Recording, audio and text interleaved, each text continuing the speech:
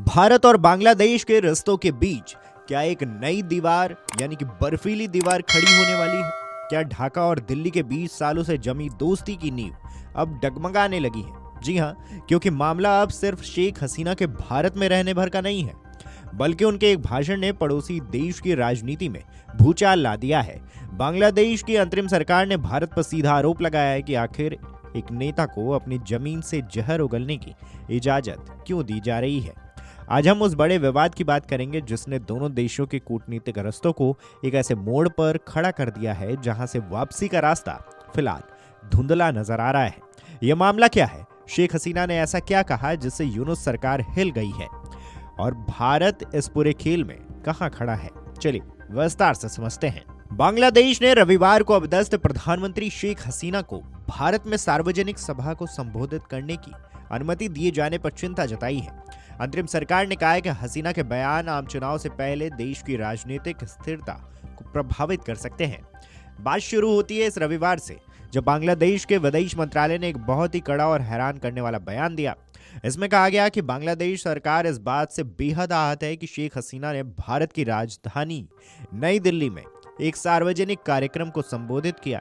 बांग्लादेश का मानना है कि हसीना की ये टिप्पणियां न केवल उनके देश की राजनीतिक स्थिरता को बिगाड़ सकती है, बल्कि आने वाले आम चुनावों पर भी बुरा असर डाल सकती है। बांग्लादेशी विदेश मंत्रालय ने कहा है कि वह इस बात से हैरान है और आहत हैं। शेख हसीना बीते अगस्त 2024 में अपनी सरकार के पतन के बाद ढाका से भागकर भारत आ गई थी। छात्रों के नेतृत्व वाले बड़े आंदोलन के बाद उनकी सरकार का पतन हुआ। विदेश मंत्रालय ने भारत और बांग्लादेश के बीच द्विपक्षीय प्रत्यर्पण समझौते के तहत हसीना के प्रत्यर्पण को लेकर लंबित अनुरोध का भी जिक्र किया। बयान में कहा गया है कि कई बार अनुरोध किए जाने के बावजूद शेख हसीना को सौंपने के मामले में कोई इनपुट्स यानी कि कोई प्रगति नहीं हुई है, जबकि उनकी भारतीय धरती से राजनीतिक बयान देने की अनुमति दी जा रही है, जिससे बांग्लादेश असंतुष्ट है।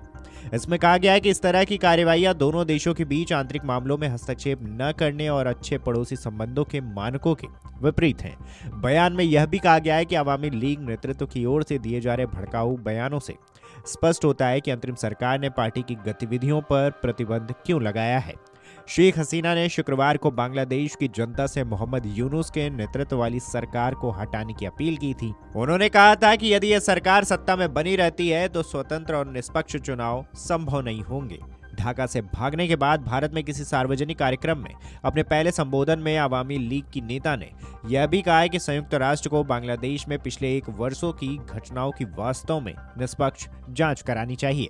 बहरहाल आपको बता दें कि दक्षिण एशिया की राजनीति में एक नया तनाव पैदा हो चुका है, जहां शेख हसीना अपनी सत्ता की वापसी के लिए भारत से हुंकार भर रही हैं। वहीं बांग्लादेश की अंतरिम सरकार इसे अपनी संप्रभुता पर हमला मान रहा है।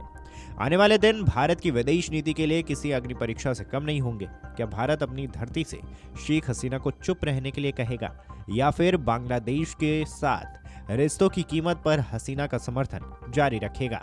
इस विवाद का अंत क्या होगा ये तो वक्त बताएगा, लेकिन एक बात तय है कि ढाका और दिल्ली के बीच की दूरियां अब बढ़ने लगी है।